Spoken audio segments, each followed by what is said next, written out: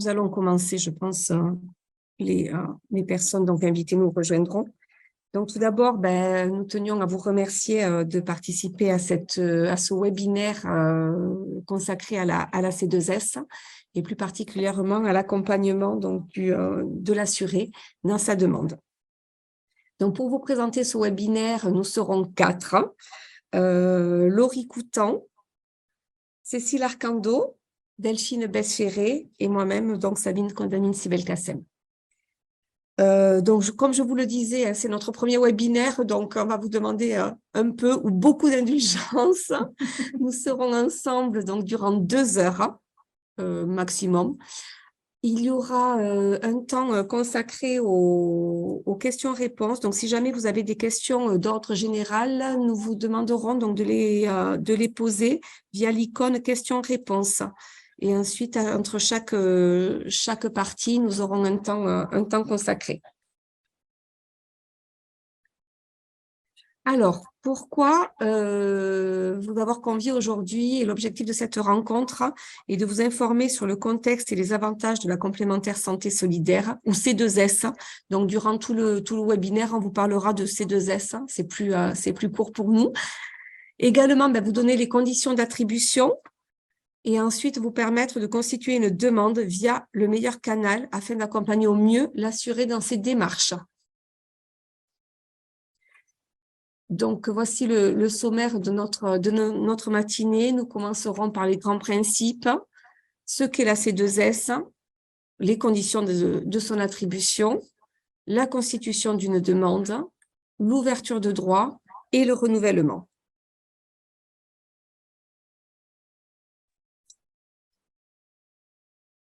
Je laisse la parole à Cécile Arcando. C'est bon pour le moment, vous arrivez à suivre? Donc, du coup, on vient de vous présenter le sommaire. On va commencer par les principes de la complémentaire santé solidaire, alors que nous, on appelle la C2S, qui remplace ce que l'on avait avant la CMU et la CS, mais dans le langage commun, beaucoup de gens utilisent encore la CMU. Donc, la complémentaire santé solidaire, c'est bien un seul formulaire de demande pour l'ensemble du foyer.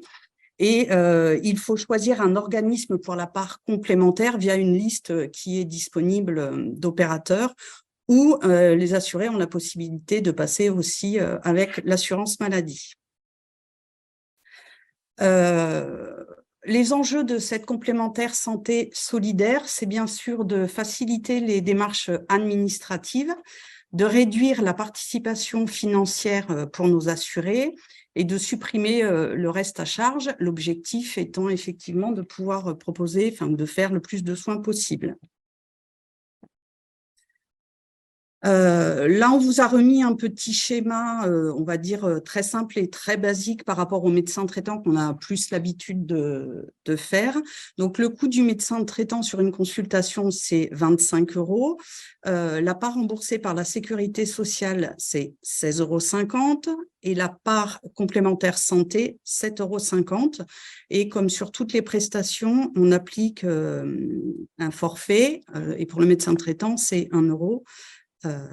Et donc, du coup, là, ça se décompose comme ça. Et avec la complémentaire santé solidaire, l'assuré n'a pas la part mutuelle à payer.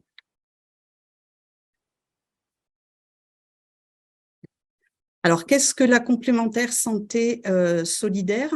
C'est en fait une aide que l'on octroie à nos bénéficiaires et elle est gratuite, ce qui correspond à l'ancienne CMU, ou participative. Toutes les personnes qui ont les ressources qui ne dépassent pas certains plafonds, elle devient participative. Et comme on l'avait vu, vous l'avez peut-être vu ou à la télé ou entendu à la radio, c'est 1 € par jour. Et 1 € par jour, c'est pour les personnes qui ont plus de 70 ans. Donc, il y a bien 2 cas de figure, où elle est gratuite ou elle est participative. Elle permet la prise en charge de beaucoup de soins. Donc, vous avez le médecin traitant ou le médecin spécialiste, tout ce qui est soins dentaires, les auxiliaires médicaux, les hôpitaux, les laboratoires. et les médicaments. Je vais vous citer un exemple que l'on cite très souvent pour le comprendre à nos assurés que l'on voit au service accueil, pour vous expliquer, par exemple, sur une paire de lunettes. Donc, les verres et les montures sont pris en charge par la complémentaire santé solidaire. Les opticiens proposent une variété de montures qui rentrent dans ce panier de la complémentaire santé solidaire. Évidemment, si l'assuré choisit des montures Dior ou Dolce & Gabbana, ça ne va pas bien marcher avec la complémentaire santé solidaire. Donc, tout ce qui est, alors pas basique, je dirais pas basique, mais les soins de base vont être tous pris en charge, les appareils dentaires et les lunettes. Gardez juste en mémoire que voilà, les montures Dior ou Dolce & Gabbana, ça ne marche pas.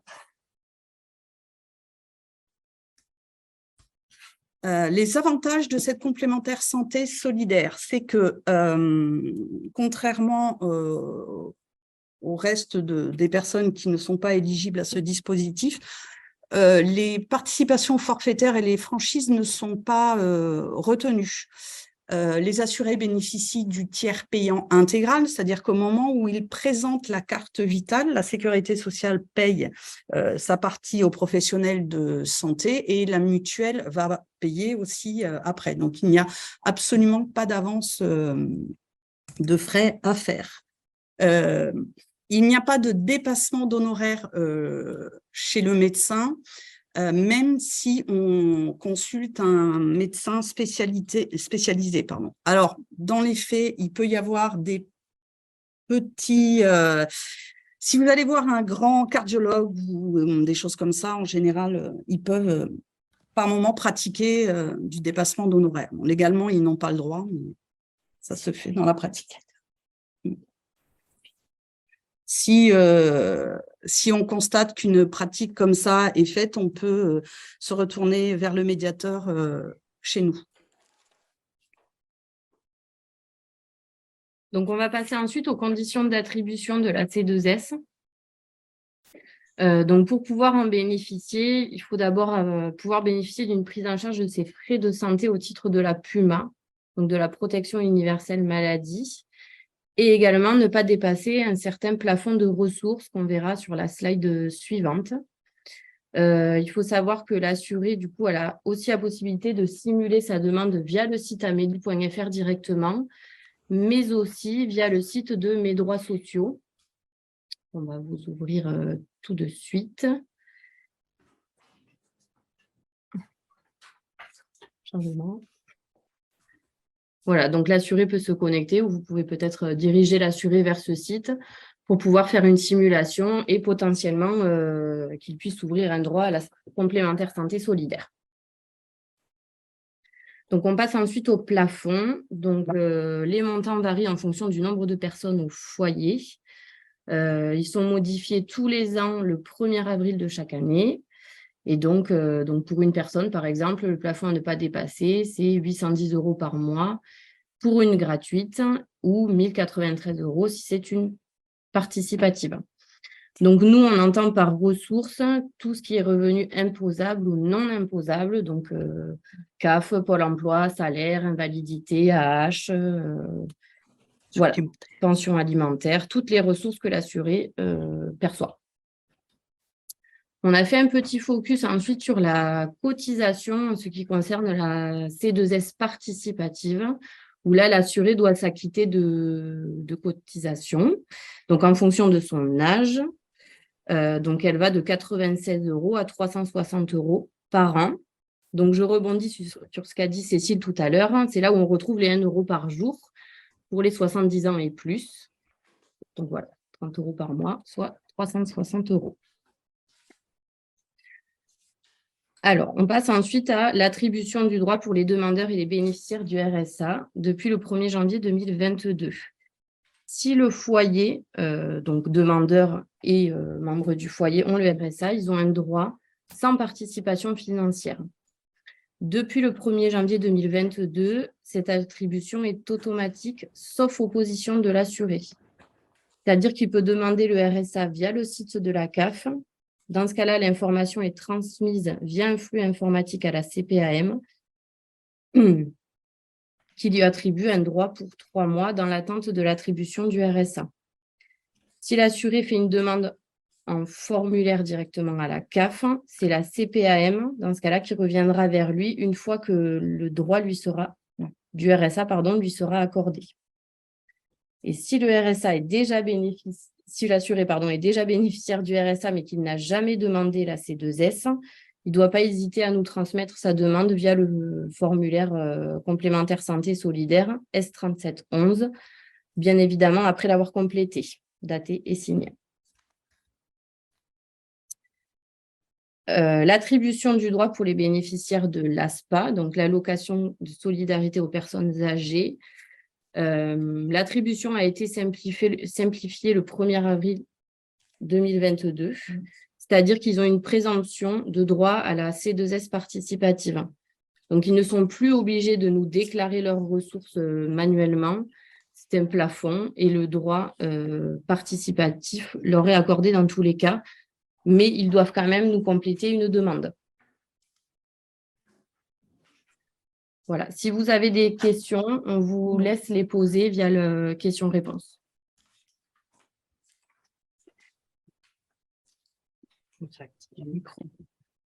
Vous pouvez également, si vous n'avez pas de... Vous pouvez également, parce que je vois que vous n'êtes pas trop nombreux, si jamais vous avez des questions, vous pouvez nous les poser oralement. Nous tâcherons d'y répondre en direct. Est-ce que sur cette partie-là, il y a quelques interrogations? Est-ce qu'on pourrait avoir accès au plafond et au support? Oui, on vous le transmettra, tout à fait. Merci. Merci. Alors, toutes les informations et tous les plafonds, vous pouvez les retrouver sur amélie.fr. Oui, mais tout le support aussi pour les absentes. Oui, ça sera disponible. Le support, ce sera bien entendu, vous sera transmis. Mais c'est vrai que bon, là, les plafonds, ils sont à ceux, voilà, ce sont ceux actuels. Ils changeront au 1er avril 2024. Donc voilà. Oui, et est-ce que vous pouvez préciser par rapport aux bénéficiaires du RSA? Ils sont bénéficiaires du RSA, ils ont la C2S. Comment ça se passe pour le renouvellement? Comment ils doivent procéder? Alors, logiquement, nous procédons par des requêtes concernant les renouvellements du RSA, mais ça, je pense que ça sera vu ultérieurement. Donc, il y a des requêtes qui nous parviennent et nous renouvelons automatiquement. Je vous avoue qu'il peut y avoir des loupés. Oui, et comment ils doivent faire quand il y a un loupé, justement? Ils peuvent faire leur demande via le site, via leur compte Amélie. Et donc, si ça... Vous passez par l'espace partenaire, puisque vous êtes tous, je pense, habilités à utiliser l'espace partenaire. Oui, et là, du coup, le droit repart immédiatement parce que la famille en question, ça fait 2 mois qu'elle n'a pas de retour et qu'elle a envoyé son document. Alors là, je vous invite vraiment à nous poser la question via l'espace partenaire parce que je ne vais pas pouvoir vous répondre à l'instant T. Et normalement, ça se fait automatiquement. Pardon? Normalement, de manière générale, quand il faut renouveler et ils n'ont pas d'espace personnel, ils ne savent pas l'utiliser, s'ils remplissent l'imprimé, quels sont les délais de traitement ensuite? Nous avons 2 mois, de toute façon, pour traiter une demande de C2S. Donc, c'est 2 mois maximum. Même dans le cadre du renouvellement pour les bénéficiaires du RSA? Tout à fait. D'accord. Mais ensuite, si vous voulez, le droit jointera. Oui, il y aura rétroactivité. Oui, absolument. Mais ils ont déjà payé, les gens. Ah. Ils ont payé les frais. Ils ont payé les frais? Oui. Ils ont payé les consultations? D'hospitalisation, oui, 800 € d'hospitalisation. Bon, il faudra demander à l'hôpital de refacturer une fois que leur droit leur droit C2S sera réouvert. OK.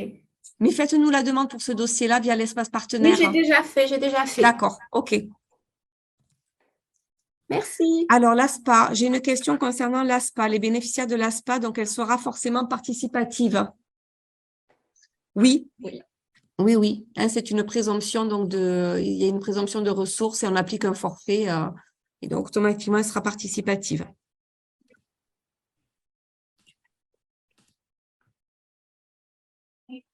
Alors, j'ai une question. Qu'est-ce que l'espace partenaire?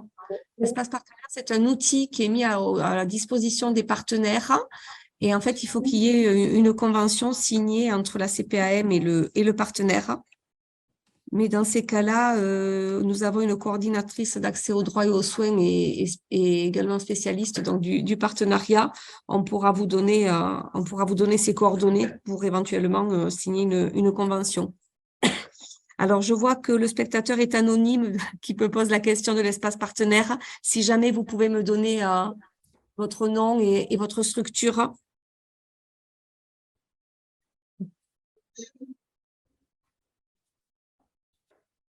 Également, une question, quel est le délai de traitement en cas de demande en urgence? Comment procéder?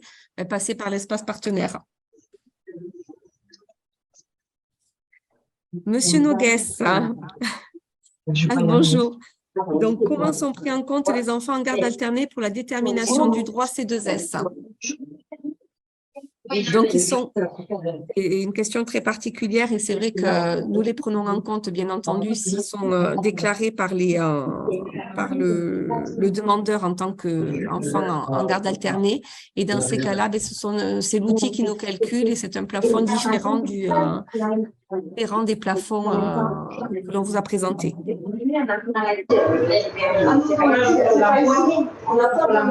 Voilà. Il faut couper les micros quand vous parlez plus.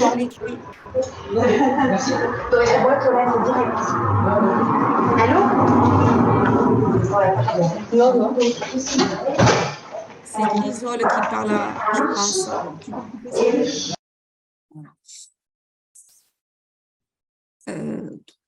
La garde alternée, on a répondu.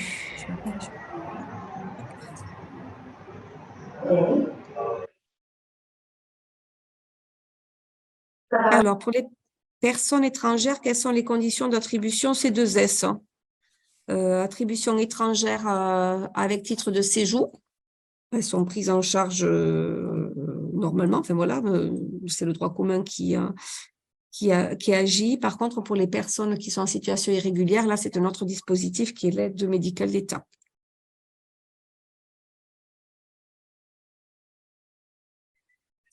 Ensuite, j'ai une autre question concernant le renouvellement de la C2S, pardon, pour les bénéficiaires du RSA. Donc voilà, soit il est dans les requêtes, soit malheureusement il n'y est pas. Et dans ces cas-là, il faut en effet retourner un imprimé ou faire la demande, bien entendu, via l'espace. Via son compte et par rapport à toutes vos demandes là, concernant le RSA et la CAF, en fait, pour que chez nous, la liaison se passe du mieux possible, il faut que le dossier CAF soit à jour, ce qui n'est pas toujours le cas pour nos assurés. C'est-à-dire que quand il y a des changements familiaux, il faut que l'information soit à la CAF et qu'elle soit conforme chez nous. C'est-à-dire qu'en termes de foyer, il faut que tout soit à jour, parce que souvent les personnes ou déménagent ou aujourd'hui les familles évoluent de plus en plus régulièrement et ils ne pensent pas forcément à faire la mise à jour de leurs informations à la CAF, ce qui fait que même s'ils ont le RSA et que l'information n'est pas à jour à la CAF, par exemple, suite à un divorce, ça ne pourra pas remonter automatiquement chez nous. Donc, ça fait partie des cas de figure où le renouvellement RSA n'est pas automatique si les informations ne correspondent pas. En fait.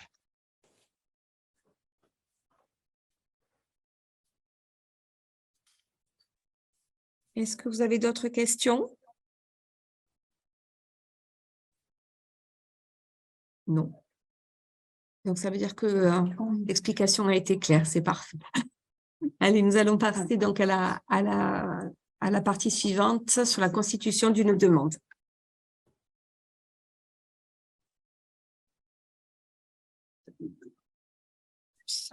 Alors, comment réaliser sa demande de complémentaire santé solidaire? Donc, il y a plusieurs canaux d'entrée chez nous. Donc, soit en passant par l'espace Amélie, donc faire une demande en ligne, sachant que pour les titulaires du RSA, c'est la plus facile à faire, puisqu'il y a juste un numéro d'allocataire à mettre et à répondre aux questions. On ne demande rien de plus. Vous avez aussi, ils ont aussi la possibilité de compléter le formulaire papier qui est téléchargeable également sur l'espace Amélie. Ils peuvent se rendre auprès des maisons France Service, et j'ai vu que vous étiez quand même quelques-uns aujourd'hui à être représentés. Donc, les maisons France Service les accompagnent s'ils ne sont pas tout à fait autonomes pour réaliser la demande de complémentaire santé. Et enfin, si l'assuré est en manque d'autonomie ou a des difficultés de langage ou de compréhension de la langue, on peut lui proposer aussi un accueil en rendez-vous à la CPAM de Montauban. Voilà, donc 4 possibilités pour faire sa demande. Depuis l'espace, si elle assurait un espace Amélie actif, il vaut mieux qu'il fasse sa demande de C2S par l'espace Amélie. Aujourd'hui, nos services sont très, très, très à jour. Donc, le délai qui a été annoncé tout à l'heure de 2 mois, ce n'est pas du tout le cas à l'heure d'aujourd'hui. On est plutôt sur du 3 semaines. Donc, vous voyez qu'en cas d'urgence, on peut être très réactif quand même. La démarche, elle est simple et rapide. Donc, pour les personnes qui l'utilisent, la Maison France Service, vous pourrez sûrement en témoigner puisque vous le faites au quotidien.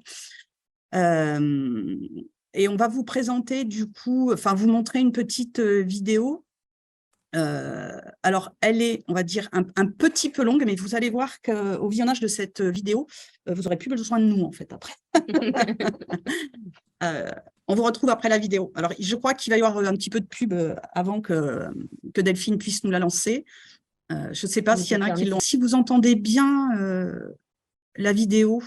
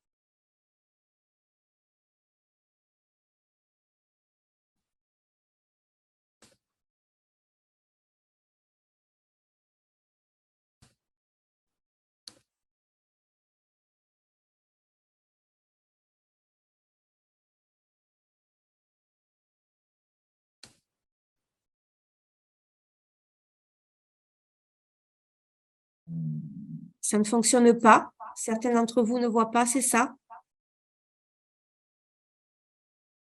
Oui, c'est bien ça. On voit pas de vidéo. Pardon? On voit pas la vidéo, on voit rien. C'est bloqué. Vous entendez le son ou pas?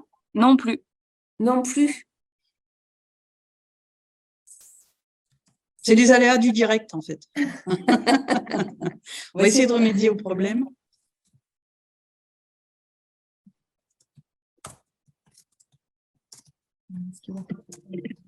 Comment bien remplir? Et là, vous voyez? Là, on voit, oui. Allez, super. Et vous entendez? Il faudrait de mettre lecture Votre pour qu'on demande sache. de complémentaire santé solidaire. Note. Vous entendez là? Oui, on entend. Super. Allez.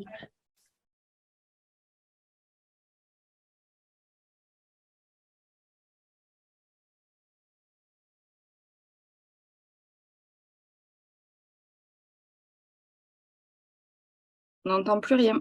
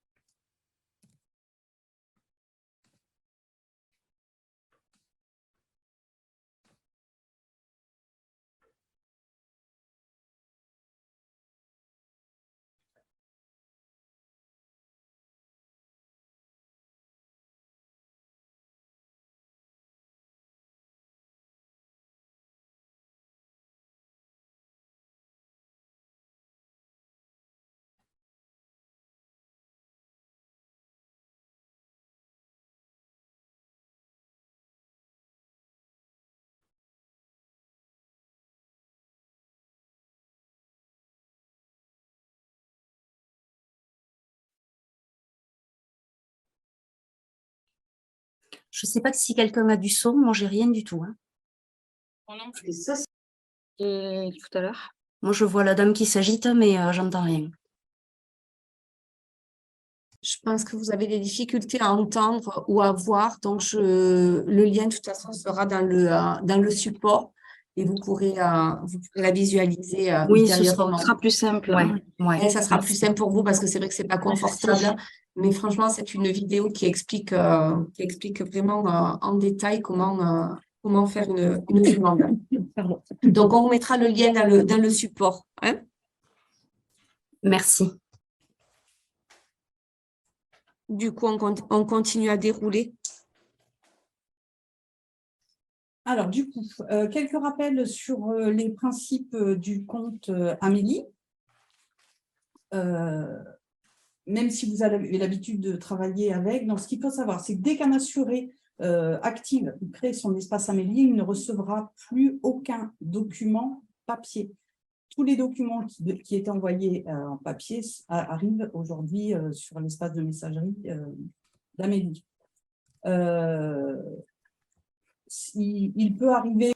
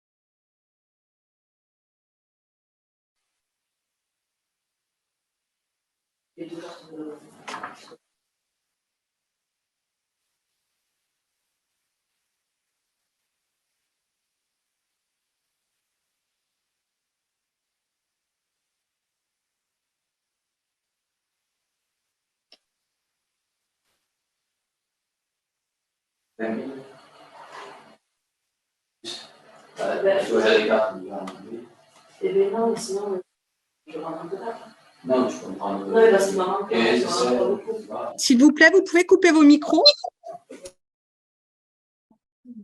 Merci. Vous avez aussi la possibilité de retrouver via ce site Pastel. Alors, si vous tapez sur Google tout simplement un Pastel Isère, vous allez tomber dessus. Pastel, c'est un super outil qui permet à nos assurés comme à vous-même d'aller retrouver toutes les démarches qui peuvent être faites sur l'espace Amélie. Donc, vous en retrouvez un certain nombre sur les remboursements, les attestations. Je vais remonter un peu, Delphine. Tout ce qui concerne la maladie, les accidents de travail. Je vais descendre, Delphine. Merci. Est-ce que vous voyez le partage d'écran là? Oui, on le revoit. D'accord, merci. Oui. Vous pouvez avoir accès à tout ce qui est mes informations. C'est là où notamment vous allez avoir le déroulé de comment changer un RIB, comment modifier une adresse. Et pour le thème qui nous intéresse aujourd'hui, vous avez aussi faire une demande de complémentaire santé solidaire en ayant le RSA et faire une demande de complémentaire santé sans le RSA. Quand vous ouvrez ces liens, alors je ne sais pas si ça va fonctionner, vous nous dites si vous voyez l'écran là, il a bougé ou pas? Non, il n'a pas bougé. Non. Qui a l'habitude de l'utiliser, Pastel? Moi, je l'ai déjà utilisé, il est très bien fait d'ailleurs. Merci. Non, c'est vrai, il est très, très bien fait. En fait, nous, en accueil, on se sert quasiment que de ça. Et mes collègues me font des signes à côté aussi. Ça permet à l'assuré sous différents formats. En fait, tu peux me le descendre, Delphine, juste que je vois. Sous différents formats, on lui explique comment il peut faire ses démarches, en fait. Donc, S'il le fait de par un smartphone, il va trouver ce qu'on appelle, nous, les pas à pas. Donc, c'est-à-dire pas à pas ce qu'il doit faire de son téléphone pour pouvoir faire une demande de la complémentaire santé vidéo. Et il y a aussi des vidéos explicatives. Et s'il suit la vidéo, en fait, il pourra faire sa demande quasiment en autonomie en suivant le pas à pas que l'on propose. Et vous le retrouvez pour tous les thèmes. Donc, comme on l'a vu tout à l'heure, sur toutes les démarches, un arrêt maladie, une attestation de droit, une demande de carte européenne, un changement de RIB, imprimer les relevés fiscaux, déclarer la naissance d'un enfant. En gros, aujourd'hui, 98% des opérations peuvent se faire via l'espace Amélie. Au vu du coût de la vie, ça peut être intéressant vraiment de les accompagner pour qu'ils n'aient plus forcément besoin de se déplacer en accueil et de les rendre autonomes. Je vous invite sincèrement à aller y jeter un coup d'œil. Vous allez voir que ça peut, oui, vous simplifier les démarches. Du coup, encore, voilà, si vous avez des questions, n'hésitez pas. S'il y en a qui peuvent nous faire partager l'expérience, je ne sais pas qu'elles ont eu en allant sur notamment ce site Pastel.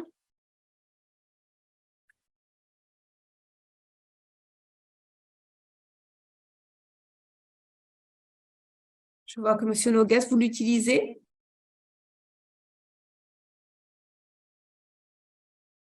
Pas de son. Non. Vous ne m'entendez pas? T'as pas coupé ton...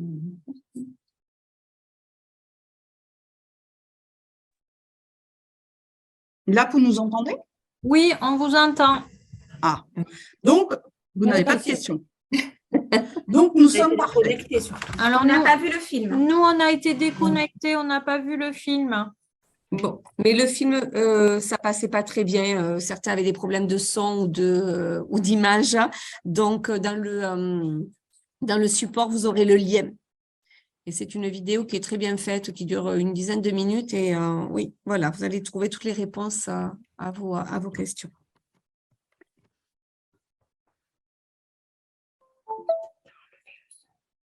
On passe à la suite. Si vous n'avez pas d'autres questions, n'hésitez pas. Hein.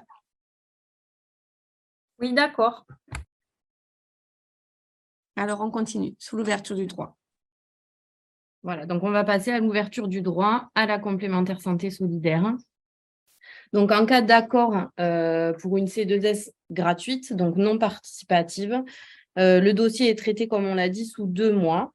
Et pour visualiser cet accord, l'assuré a 2 options. Soit il a un compte Amélie, et dans ce cas-là, l'accord lui est envoyé directement sur son compte, ou il a la possibilité de télécharger son attestation de droit à présenter aux professionnels si besoin.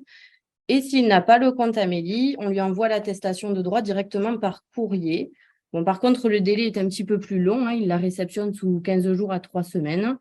Voilà. Après, il faut bien penser à rappeler aux assurés de mettre à jour la carte vitale, que l'information du droit C2S remonte bien sur celle-ci.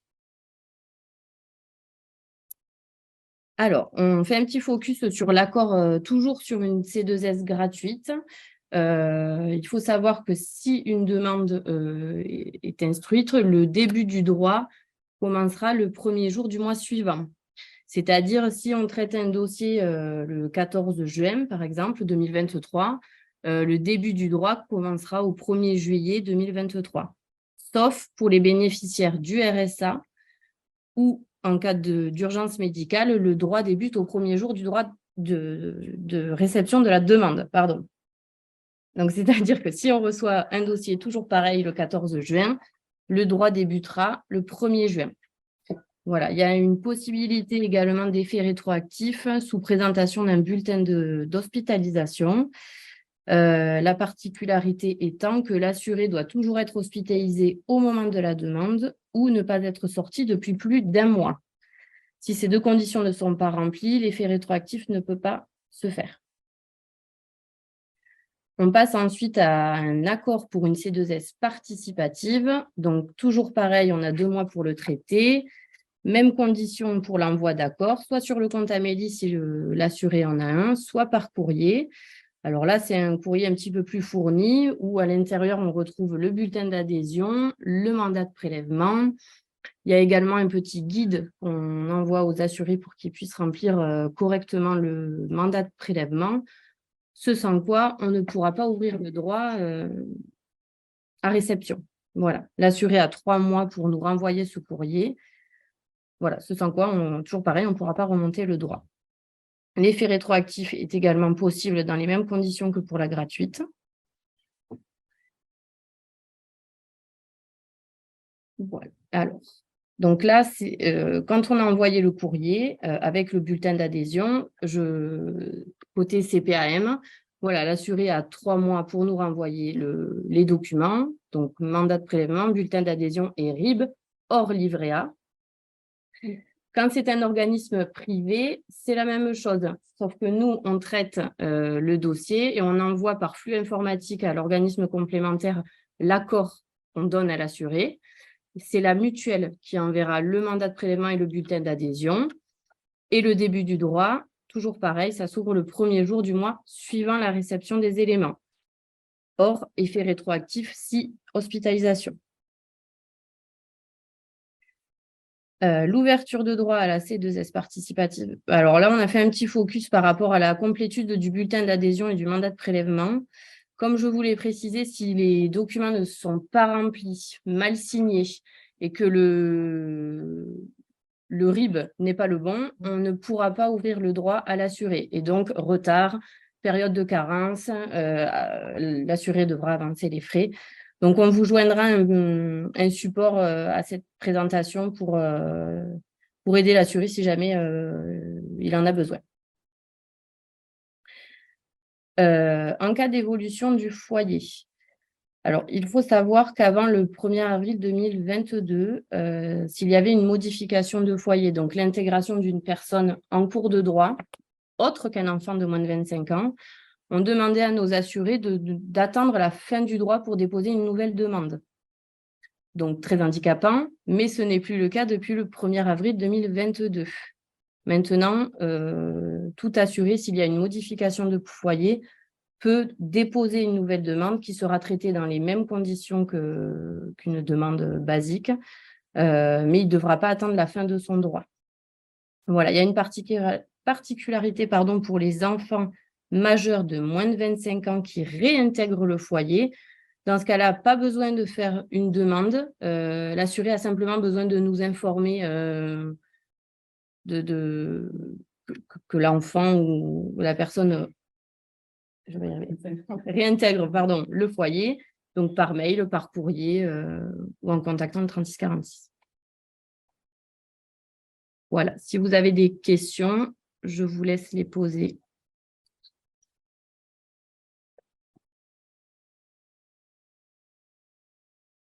Tout est clair.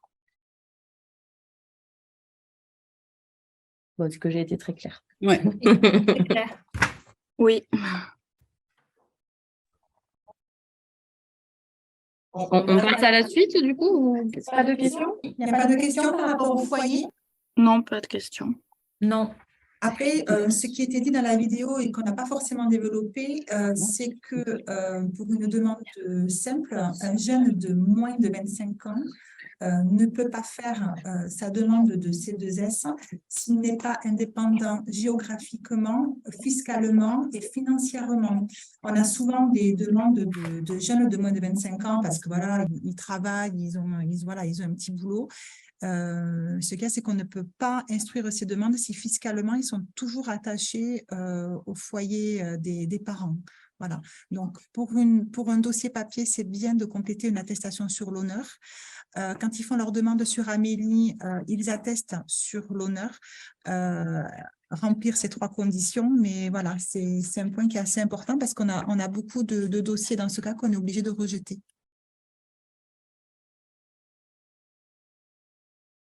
D'accord. Vous n'avez pas de questions par rapport à la composition du foyer, parce que c'est vrai que c'est quand même une notion qui n'est pas toujours évidente.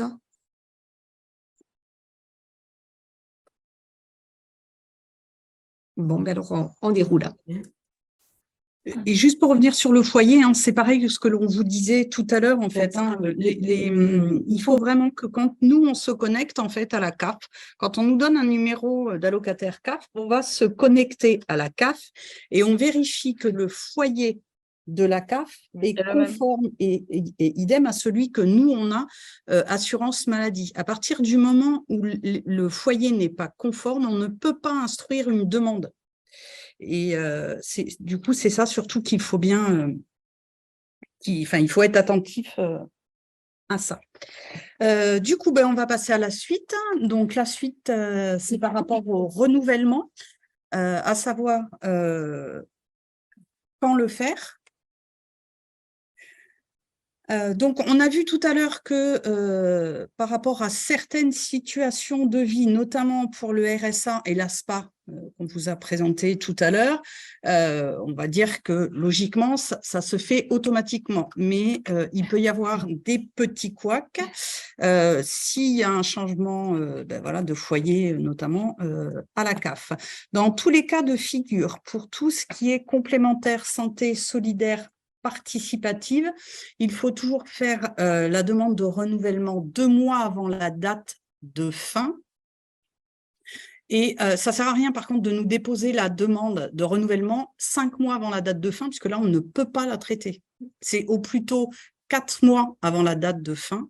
Et pour être sûr qu'il n'y ait pas de rupture de droit, c'est 2 mois avant la date de fin, puisqu'on a vu qu'en fonction du délai de traitement que nous, on pouvait avoir, c'est-à-dire qu'on va dire 1 mois, par exemple, il faut qu'on retourne le bulletin d'adhésion et le mandat de prélèvement à l'assuré, et il faut qu'il soit retourné ou signé chez nous ou à la mutuelle qui aura été choisi. Donc, il faut être vraiment bien vigilant. Et ça, je vous invite à le regarder sur leur attestation de droit quand ils viennent vous voir. Sur l'attestation de droit, vous avez toujours la date de début et la date de fin de ce droit. Donc, il faut au maximum l'anticiper et à nous de pointer du doigt cette date de fin quand on a des assurés en face de nous pour pas qu'ils oublient de la refaire. Voilà. Alors, on passe ensuite à la partie incident de paiement et plus particulièrement aux suspensions et fermetures. Donc là, en fait, l'assuré a déjà une C2S participative de positionner sur son dossier.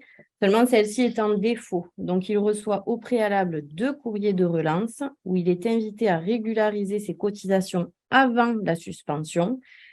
Celle-ci interviendra 30 jours après le 2e courrier de relance et sera fixée au 1er jour du mois qui suit le courrier de suspension. Donc, si ce courrier est établi le 14 juin, par exemple, la suspension interviendra au 1er juillet. Il est important de savoir que pendant cette période de suspension, l'assuré n'a pas la possibilité de déposer un nouveau dossier. Tout dossier déposé sera refusé d'emblée. Excusez-moi, je me permets une question. Par rapport au fait de prévenir l'assuré, justement, vous parlez de courrier. Quelqu'un qui a un compte Amélie, on est d'accord, c'est un mail qu'il reçoit de façon à l'alerter, c'est pas un courrier postal. Si, c'est un courrier qui arrive via l'espace Amélie. Voilà, oui, c'est pas un courrier postal via la poste, c'est un mail. Non, c'est pas par courrier postal, ça sera déposé sur la messagerie du compte Amélie. D'accord, parce que nous, on peut avoir le problème de certaines personnes qui se connectent uniquement quand ils viennent nous voir et du coup, il faut une vigilance. Quand ils ont un courrier papier à la maison, je sais bien qu'il n'y en a plus, mais c'est dommage puisque ils peuvent passer à côté de ça, en fait, certains. Alors, il y a une notification quand même. À chaque fois où il y a un document qui est déposé sur l'espace Amélie, on reçoit une notification par mail. Et oui, mais nous, on a des gens qui ne créent leur mail que pour avoir un compte Amélie. Qui ne vont jamais voir leur mail, qui n'ont même pas Internet. Donc, alors, il faut se poser la question, est-ce qu'il faut vraiment leur créer l'espace Amélie? Eh bien, il y a certaines choses, on ne peut pas faire autrement, en fait. C'est ça le souci. Là, c'est un peu l'histoire du chien qui se mord la queue. Tant que ces gens-là sont là, on sera coincés, quoi. Oui. Pas vraiment de solution. Non, mais c'était pour m'assurer que voilà, c'était pas un courrier papier. Ok, merci. Voilà, ça sera bien déposé sur Amélie. D'accord, merci. Alors, on continue du coup avec Donc, suite à la suspension, si l'assuré n'a pas régularisé les cotisations dans les 30 jours, l'assuré se voit notifier une fermeture donc de ses droits C2S. Il faut savoir que si l'assuré régularise après la fermeture, cela ne permet pas la réouverture du droit. L'assuré devra redéposer une demande. Même s'il s'est acquitté des cotisations précédentes, le droit restera fermé. Voilà, et si l'assuré ne régularise pas, il ne pourra pas déposer de demande avant 2 ans. Voilà. Si vous avez des questions, vous pouvez... Si la suspension du droit est liée à des difficultés financières, est-ce qu'après, il pourra quand même redemander son droit? Oui, bien sûr, à partir du moment où la dette est acquittée, en fait. Et si Après, il y a la possibilité de faire une demande d'aide exceptionnelle pour l'aider à s'acquitter des cotisations manquantes. Excusez-moi, je vous ai mal entendu. L'assuré a la possibilité de faire une demande d'aide exceptionnelle pour pouvoir s'acquitter des cotisations manquantes. Par contre, c'est une autre partie du service et on ne peut aider l'assuré qu'à hauteur de 3 mois de cotisation. D'accord. Une demande d'aide exceptionnelle qu'il faut adresser à qui? À la CPAM. D'accord. Au service action sanitaire et sociale. D'accord. Il y a également une autre possibilité avec notre service comptabilité. Il peut demander un échéancier aussi pour étaler aussi sa dette. D'accord. Et ensuite, il y a également une autre possibilité, c'est demander donc un recours gracieux auprès de la direction. Très bien. Mais toutes les possibilités lui sont notifiées dans le courrier Oui. de fermeture. Merci. Alors, on avait une demande concernant le fait de, voilà, si les demandes via le compte Amélie étaient-elles traitées plus rapidement que celles papier? Non. Tout arrive dans des corbeilles, dans des corbeilles de traitement et elles ne sont pas traitées plus rapidement que celles qui arrivent papier. Par contre, je rajoute que les demandes qui arrivent via le compte Amélie nous sont automatiquement adressées dans l'heure. On les a dans l'heure dans nos boîtes.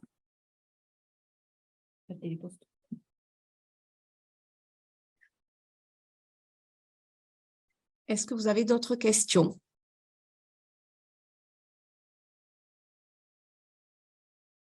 N'hésitez pas.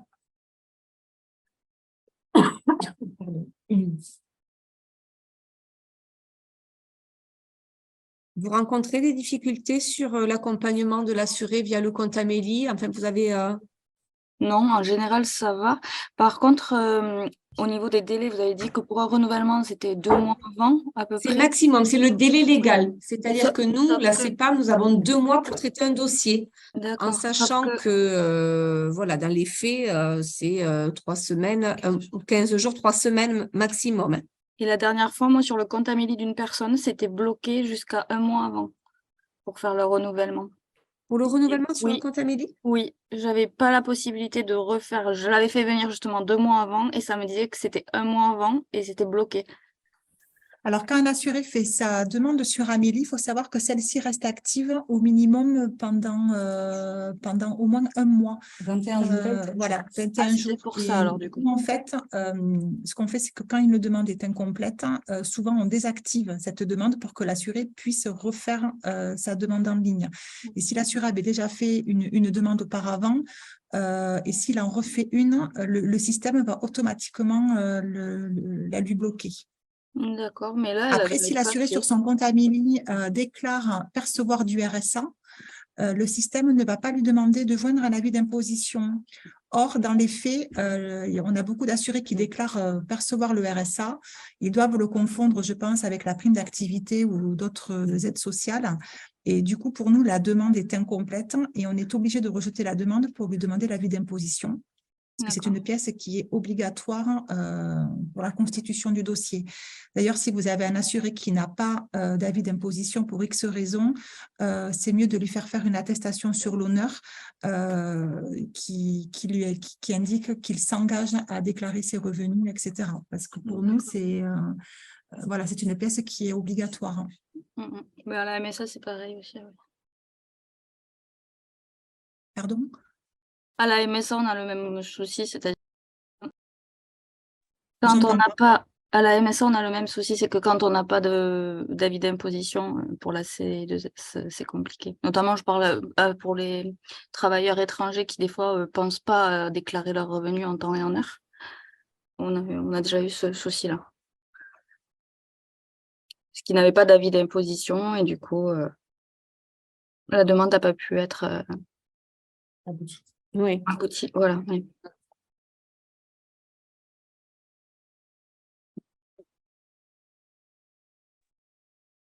Est-ce que c'est bon? Vous avez d'autres questions? Alors, Monsieur Noguès, effectivement, la création du compte Amélie n'est pas, à mon avis, toujours judiciaire. Oui, oui, il n'y a pas accès régulièrement à Internet. Oui, et ça. Le compte peut être ouvert ponctuellement, le temps, par exemple, de refaire la carte vitale, gain de temps et fermé par la suite. Ce n'est que, oui, je comprends. C'est à la demande de l'assuré. Oui. Alors, nous, les préconisations, quand même, c'est l'ouverture de... Alors, pour ce qui concerne la caisse primaire d'assurance maladie, hein, on ouvre Amélie que pour les personnes que nous, on juge autonomes. Parce qu'effectivement, s'ils ne sont pas autonomes dans leur démarche, comme quelqu'un l'a dit tout à l'heure, du coup, ils ne reçoivent plus les informations papier et ils peuvent être pénalisés. Donc, nous, les personnes qui ne sont pas autonomes, on ne les pousse pas à ouvrir un espace Amélie. C'est eux qui sont bloqués dans certaines démarches par la suite, notamment pour les cartes grises ou pour France Connect, etc. Mais nous, ça peut être plus pénalisant sur le long terme que ce que ça va être avantageux ou bénéfique pour l'assuré lui-même. Bon, après, sachant que quand même aujourd'hui, effectivement, vous comme moi, on doit recevoir on voit plus communément des personnes qui sont en difficulté ou qui ne sont pas autonomes, mais quand même dans la majorité des cas, les gens aujourd'hui sont obligés de faire tout ce qui est déclaration à la CAF ou Pôle emploi, c'est tout en ligne. Donc, bon, quand ils peuvent, c'est-à-dire que tout le monde a une adresse email et pour toucher les prestations familiales, toutes les informations, c'est tout en ligne. Il reste effectivement des gens qui sont en difficulté face au numérique, dû à l'âge, dû à des problèmes financiers, etc. Mais oui, on n'oblige pas, nous, aux gens à créer un espace Amélie. Ouais. Et donc, lorsqu'ils n'ont pas de compte Amélie, comment ils procèdent pour être accompagnés dans leur démarche physiquement? Alors, le rendez-vous physique à l'accueil existe toujours. On a des box d'ouverts pour prendre un rendez-vous physique. Ça a toujours existé, ça existera toujours. Alors, nous, on a des situations pour lesquelles les personnes se sont présentées à 3 reprises. Il n'y a pas eu de rendez-vous physique de proposé. Et donc, elles reviennent vers nous. Parce que nous, on ne peut pas les mettre, c'est-à-dire que les rendez-vous physiques, c'est 3646 qui peut leur donner, ou si donc ils doivent avoir un téléphone, c'est gratuit. Par contre, s'ils n'ont pas d'espace Amélie, oui, ils ne peuvent pas prendre de rendez-vous physique. Ils peuvent prendre un rendez-vous physique en appelant le 3646 qui, eux, vont leur positionner un rendez-vous avec nous. Mais en se déplaçant à la sécurité sociale, ils n'auront pas de rendez-vous. C'est le cas, moi. Non. C'est un peu stupide, non? C'est la réglementation qui est comme ça. Oui, la CARSAT n'a plus d'accueil physique. Alors après, qu'on cautionne ou qu'on ne cautionne pas, la CAF, les impôts, aujourd'hui, sont comme ça. Pas nous. Sauf que si vous voulez, nous, au niveau des permanences sociales, ça embolise nos permanences pour un accès au droit qui auparavant était assuré par les organismes. Ouais. Bon, là où ça me gêne, c'est quand les organismes nous orientent les usagers justement vers France Service en disant si vous ne parvenez pas assuré, on vous entend mal. Allez-y. On est censé faire du premier accueil. On essaie de faire du premier accueil et au final, on peut pas résorber toutes les failles de tous les autres, en fait. Le souci, moi, c'est là que ça me gêne. Après, nous, en accueil, aujourd'hui, tout ce qui est en rupture de droit, c'est-à-dire que les personnes qui sont en rupture de droit, qui ne sont pas payées depuis plus d'un mois, enfin, on a, c'est quand même bien carré et bien bordé, on a la situation de pouvoir les recevoir en urgence. C'est-à-dire qu'une personne qui est en réelle difficulté, on ne va pas la laisser sans rien. Et cette personne-là, pour vous contacter, elle Ça fait assure. comment? Je suis désolée, on ne vous entend pas bien. Ah, bon, je vais écrire mon message. Du coup, ce sera...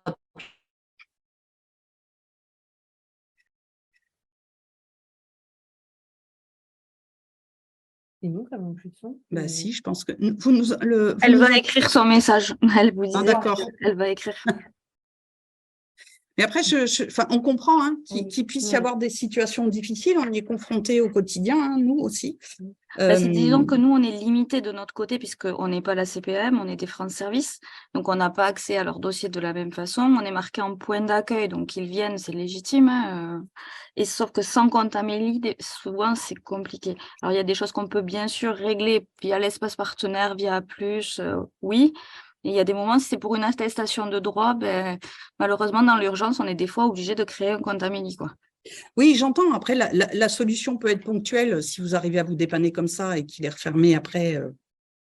Enfin, on n'y voit pas forcément d'inconvénient. Mais après, sachez que nous, service accueil, aujourd'hui, on leur répond de la même manière que ce que vous répondez en Maison France Service.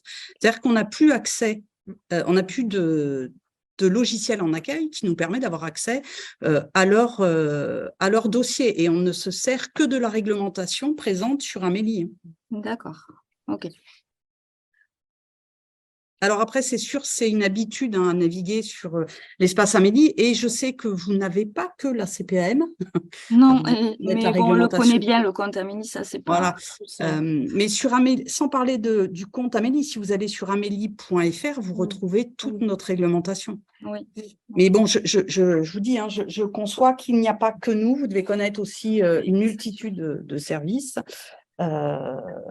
Mais bon, pour travailler au service accueil depuis quand même quelques années, le nombre d'assurés que l'on voyait avant, c'était 500 assurés par jour que l'on voyait avec des tickets.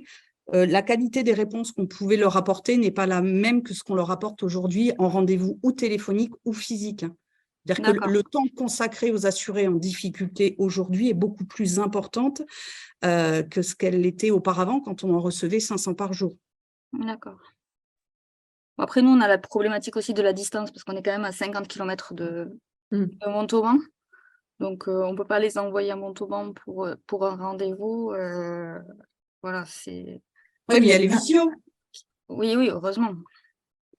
Il y a les visios et puis pour toute situation urgente ou de rupture de droit, vous pouvez nous contacter via Espace Partenaire. Oui, et c'est ce qu'on fait et finalement, c'est ce qui marche le mieux.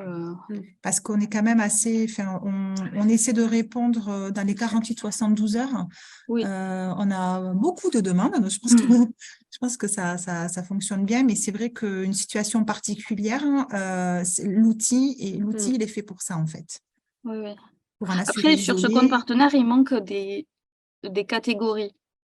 Oui. Du coup, on est obligé de passer par A+, pour ces catégories-là, quoi. Alors, au niveau de l'espace partenaire, du coup, j'ai un peu avancé la slide. C'est vrai que c'est un outil qui a été déployé il y a pas très longtemps, en début d'année. Donc, c'est vrai que voilà, on était habitué à gérer une boîte mail et là, c'est un outil où c'est vraiment une demande. Et il n'y a pas d'historique. Donc, c'est vrai qu'on s'est retrouvé confronté au fait qu'il nous manquait les numéros sécurité sociale, que les demandes étaient bordées avec des thèmes bien précis. Mais petit à petit, nous, on a le sentiment derrière l'écran que tout s'améliore et que même à votre niveau, vous arrivez à davantage cibler les demandes. On vous a demandé aussi dans les messages de nous mettre les anciens numéros de demande pour pouvoir les retrouver et on constate que voilà, c'est fait. Donc, nous, au quotidien, c'est beaucoup plus facile. Après, Sandrine Damalvidad va déployer un nouveau mémo beaucoup plus simple d'utilisation qui va vous permettre de mieux orienter vos demandes. Après, c'est vrai que l'espace partenaire, c'est vraiment l'outil pour les assurés qui ont une urgence particulière. C'est-à-dire qu'un assuré qui a sa C2S qui se termine, par exemple, au 31 août, nous, on ne voit pas l'intérêt de recevoir une demande à traiter puisqu'il n'y a pas d'urgence. Il n'y a aucune plus-value pour nous. Nous, ce qu'on fait, c'est qu'on l'intègre directement dans nos boîtes de traitement et c'est un dossier qui sera traité dans les délais de traitement habituels. Donc, c'est vrai que c'est bien de nous faire parvenir les dossiers quand l'assuré ne peut plus se connecter à son compte, qu'il y a une rupture de soins, voilà. Et une hospitalisation. Très bien. Après, l'autre petit bémol de cet espace partenaire, c'est qu'on ne puisse pas vous répondre. Par exemple, quand vous éditez une réponse, on n'a pas de droit de réponse pour apporter peut-être un élément ou, vous voyez? Oui, tout à fait. En fait, voilà, l'outil a été configuré comme ça. C'est une demande. Donc, en fait, si vous avez une réponse on voit les demandes d'absolument à nous apporter, il faut refaire une demande.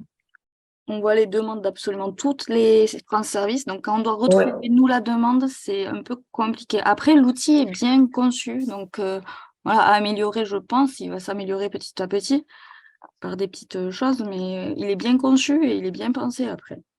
Après, Sandrine Damalvidad le gère à notre niveau. C'est la coordinatrice. Apparemment, il y aura des évolutions. Mais elle reviendra vers vous, c'est prévu. Oui, je lui avais envoyé un mail pour lui signaler qu'il manquait notamment des catégories pour certains échanges et voilà. Oui, et ensuite, nous, le gros bémol que nous avons déjà fait remonter, c'est que nous avons la visualisation de toutes les demandes des historiques des collègues, voilà, au titre de la confidentialité. Au niveau confidentialité, c'est...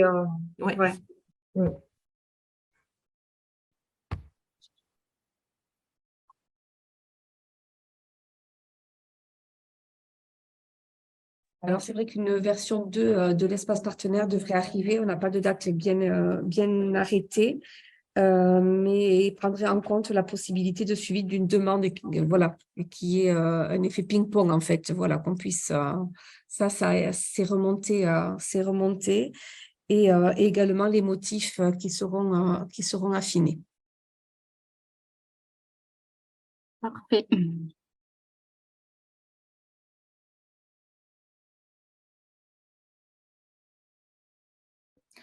Il n'arrive pas à joindre le 3646 et ne peut pas venir nous voir. La version papier est traitée dans les mêmes délais et existe toujours. On reçoit beaucoup de papier encore, et heureusement. Oui, ne vous imaginez pas que les dossiers papier ne sont pas traités ou sont traités après les demandes via le compte Amélie. Non, en aucun cas. D'accord. Par le biais de l'espace partenaire, est-ce qu'on peut demander un rendez-vous pour une personne? Oui, il y a des motifs de rendez-vous, oui. D'accord. OK. Et je n'ai pas entendu la réponse par rapport à la confidentialité. Ce qu'on vous disait, il y a une version 2 qui doit voir le jour, en fait. Et qui tiendra compte de ce point-là? Comment? Et qui tiendra compte de ce point-là? Et oui. D'accord. Après, est-ce que ça sera modifiable de suite? Je ne sais pas. Ce n'est pas dans mon domaine de compétences. Oui, là, il faudra se rapprocher de Sandrine Damalvidad, sachant que c'est vraiment un outil qui a été fait justement pour que la confidentialité soit respectée. Enfin, voilà, ça a été, parce que contrairement à l'adresse mail que nous utilisions et que vous utilisiez auparavant, où là, il y avait quand même les noms, les numéros. Enfin, voilà, là, c'est vraiment un outil qui a été bordé également au niveau du national et du secret professionnel. Et, d'accord. Respecter la CNIL et... Oui.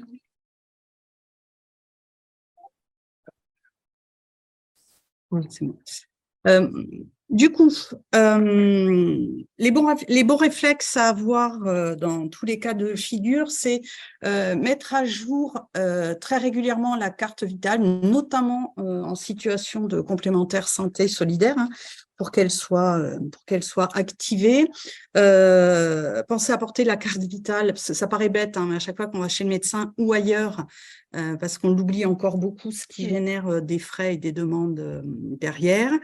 Faire la déclaration du médecin traitant, mais on l'a évoqué, hein, ce problème-là avant, c'est-à-dire aller régulièrement quand on peut sur l'espace Amélie pour vérifier les informations et penser au renouvellement de la complémentaire santé dans la réglementation qu'on vous a parlé tout à l'heure, mais aussi pour la déclaration de ressources d'invalidité, enfin pour tout un tas de choses, il faut penser, quand on est autonome, à se rendre sur son espace Amélie.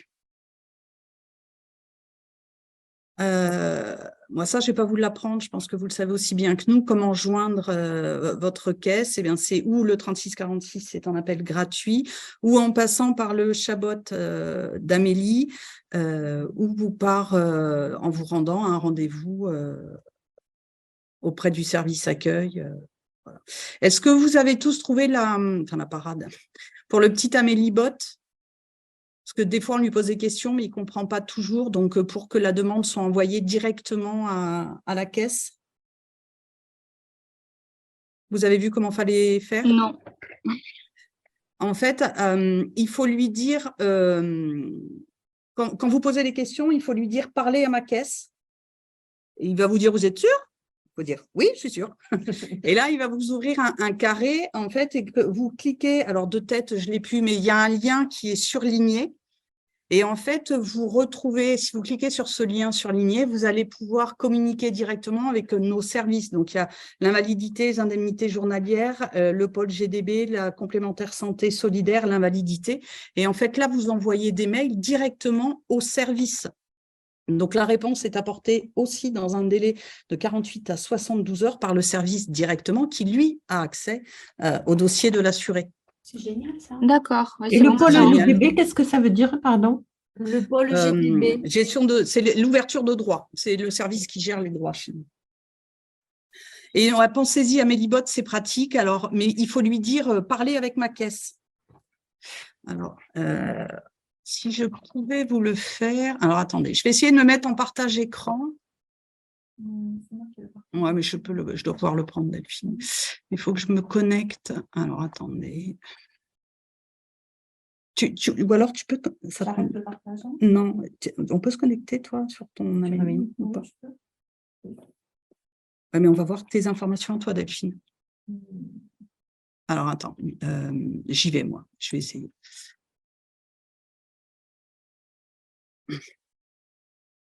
Je vais le faire. Hein. J'arrive. Hein.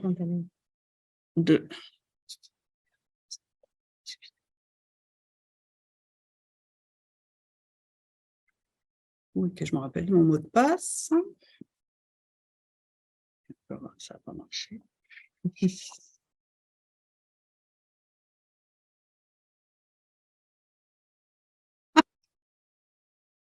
me rappelle plus de mon mot de passe. Ah, puis j'ai bloqué mon accès à Amélie. Attends, je vais essayer si tu peux. Ah, mais non, toi, tu peux pas. Oui, non, mais déjà, de me dire de mon côté. Tu ne pourras pas partager. Tu montrer quoi, Amélie Bot, c'est ça? Ouais. 215.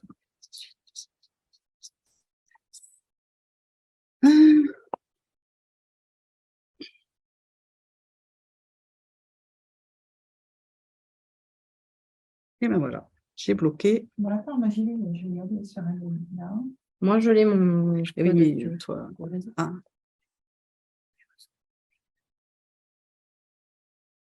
Mais je ne peux pas, ça va s'entendre.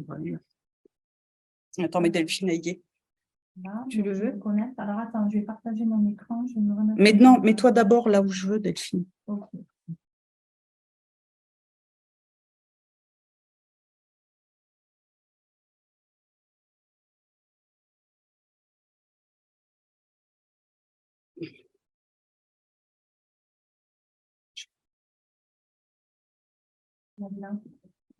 Vous voyez l'écran? Non, je ne vais pas partager. Attends, je vais partager mon écran. Tu peux envoyer Oui, vers la Sécu en disant alerte. vous voyez l'écran, Amélie? Oui, on voit l'écran, oui. Donc, il y a le petit robot en bas à droite. Là, donc Oui. Ah oui, mais ça, c'est si tu as un compte. Ah oui, c'est si, il y a un compte Amélie. Oui. Eh oui, nous sommes bien d'accord. Mais déjà, vous allez voir que si long, ça peut vous aider. Et oui, mais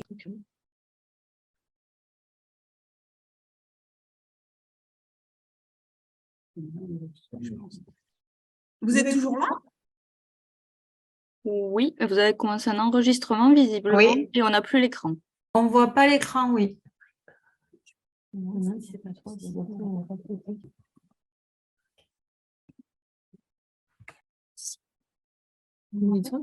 pourquoi je suis pas dessus, moi? Ça y est, on voit l'écran. super. Alors, je vais prendre la souris.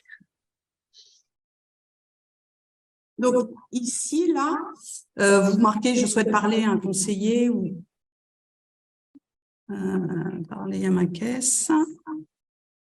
Donc là, il vous dit « Vous êtes sûr ?» Et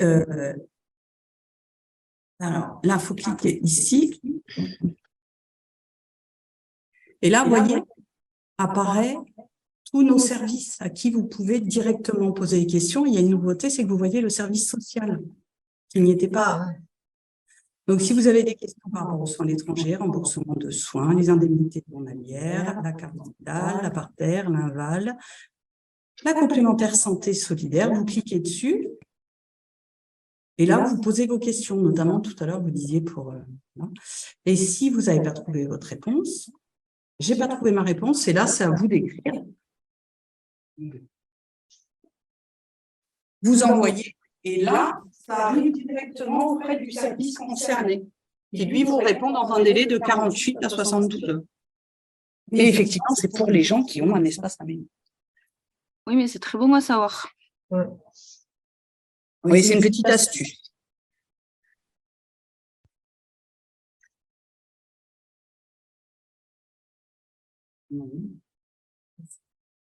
Voilà, on en était là, puis c'est fini après. Ça, on l'a vu. Voilà. Est-ce qu'il y avait d'autres questions ou pas? Est-ce que vous avez d'autres questions? Puisque du coup, étant donné qu'on n'a pas pu vous diffuser la vidéo, ce webinaire va être un petit peu écourté. Donc, nous sommes à votre disposition pour répondre à tout type de questions. Le support, de toute façon, vous sera transmis. Oui, vous pouvez apporter une précision sur les enfants qui ont 16 ans. Qu'est-ce qu'on doit conseiller aux parents? C'est-à-dire?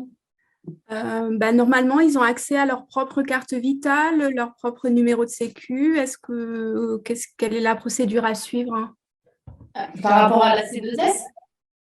De manière générale, oui, C2S, leur propre couverture, à partir de 16 ans, comment ça se passe en fait? Pourquoi on leur fait créer un numéro de sécu? Quelle est la Alors, il faut savoir qu'à 15 jours de vie, un enfant a un numéro de sécurité sociale. Ce n'est pas parce qu'il a 16 ans qu'on lui crée un numéro de sécurité sociale.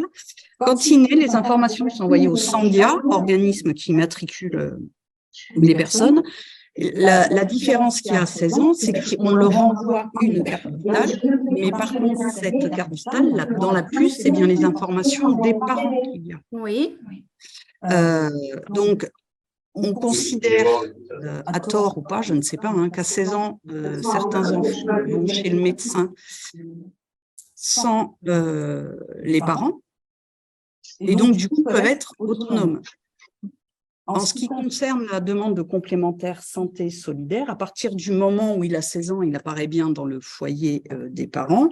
Et ce qui peut arriver, c'est qu'il y ait des enfants à 16 ans qui sont en apprentissage. Oui. Donc là, ils sont... chez nous, on appelle ça qu'on les autonomise, c'est-à-dire qu'à 16 ans, vu qu'ils travaillent, ils doivent être enregistrés tout seuls. Alors, on ne leur souhaite pas, mais ils doivent être enregistrés seuls en cas d'arrêt maladie ou d'accident de travail pour que l'on puisse les indemniser. Mais dans la majorité des cas, un enfant de 16 ans est toujours attaché au foyer de ses parents. Mais le numéro de sécurité sociale, on l'a, 15 jours, 3 semaines de vie. D'accord, donc c'est juste qu'à 16 ans, on peut considérer qu'il est autonome dans ses démarches de soins et c'est pour ça qu'il peut avoir sa carte Voilà, c'est vitale. ça. Enfin, c'est-à-dire que je ne sais pas, je dis n'importe quoi, mais bon, un enfant qui doit aller chez l'orthodontiste, il y en a plein qui vont à la sortie du lycée ou du collège, ils ne sont pas obligés d'attendre les parents. En fait, ils se présentent à l'orthodontiste et ils peuvent présenter la carte vitale. Mais les informations contenues dans la puce de la carte vitale, c'est bien les informations des parents, sauf s'ils sont en contrat d'apprentissage ou en alternance, auquel cas ils sont bien tout seuls sur leur carte vitale. Ok, merci.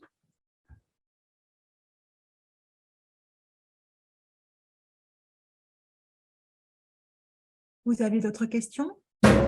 Juste, je réitère ma remarque, excusez-moi, mais donc une personne qui n'est pas autonome au niveau informatique, etc., pour avoir un rendez-vous avec un agent de la sécurité sociale, elle est obligée de créer un compte pour avoir un rendez-vous. C'est bien ça? Non, elle peut appeler le 3646. Ah, d'accord, elle peut le faire. Ah oui, oui, elle demande au 3646 de positionner un rendez-vous physique et il leur donne tout de suite un rendez-vous physique avec nous. D'accord. Il y a l'espace personnel aussi, on peut vous demander un rendez-vous. Mais oui, mais ça, justement, pour quelqu'un qui n'est pas autonome via l'espace personnel. L'espace partenaire. L'espace partenaire. On en reçoit des demandes de rendez-vous. Et ça, c'est par l'autre biais. Oui, d'accord. Bon, très bien. Merci. Pardon, est-ce qu'on m'entend? Excusez-moi, parce que je n'ai pas pris la parole encore. Oui. Oui? Oui, on vous entend. Oui, pardon, merci. J'avais une demande juste sur un dossier là, pour lequel on m'a interpellé. C'est une famille qui a un droit à la complémentaire santé solidaire sans participation jusqu'au 31 décembre. Malgré tout, ils n'ont qu'une autorisation de séjour qui se termine au mois de juillet. Donc, est-ce qu'ils perdent leur droit à la complémentaire santé solidaire à partir du moment où ils n'ont plus de régularité sur le territoire?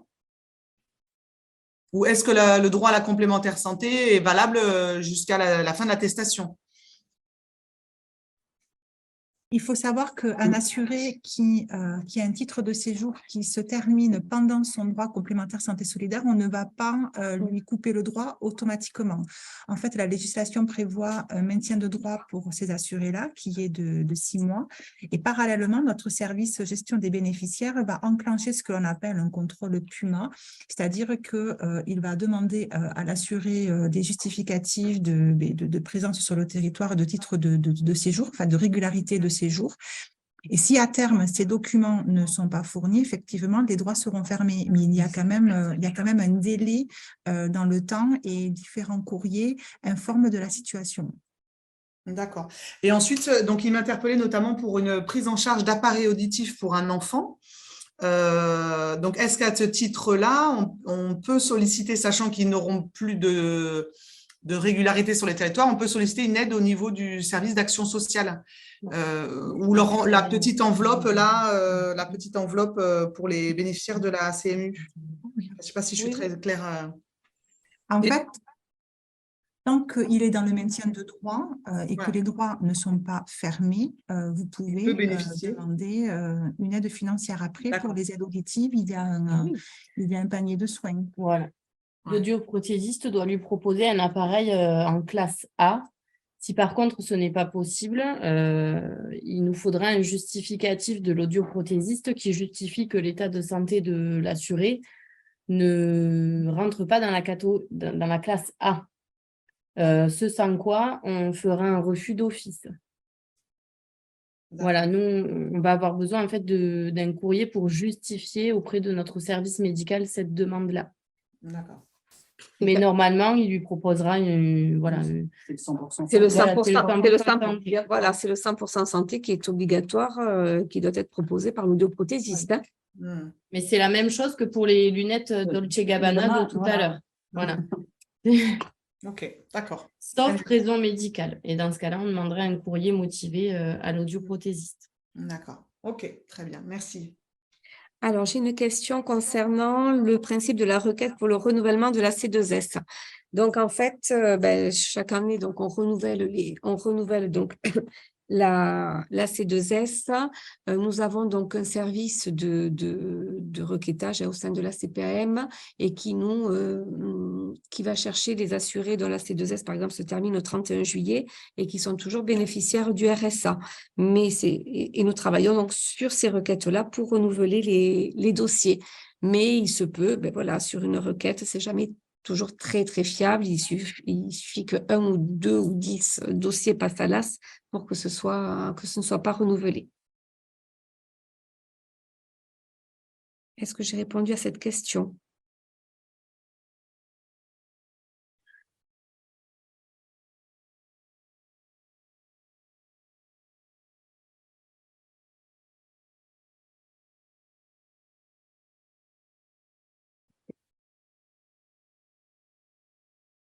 Est-ce que vous avez d'autres questions? En tout cas, ben, vous savez que nous sommes disponibles sur l'espace partenaire si jamais vous avez des questions concernant la réglementation. Si jamais vous n'avez pas trouvé sur Amélie, nous restons à votre disposition. Merci. Est-ce que ça vous a éclairé? Oui. Est-ce que… Oui. Oui. Oui, très bien. Bah, après, dans le support, là, vous aurez le lien de la petite vidéo et franchement, elle est très, très bien faite. D'accord. Merci. Merci. Au revoir. Bonne Merci journée. à vous. Merci beaucoup. Et puis, à très bientôt. Et Merci. vous en êtes très bien sortis pour un premier webinaire. Oh, c'est gentil. Je veux le nom. Qui nous a fait ce beau compliment? La France Service de Bourg de Visa. Ah ouais.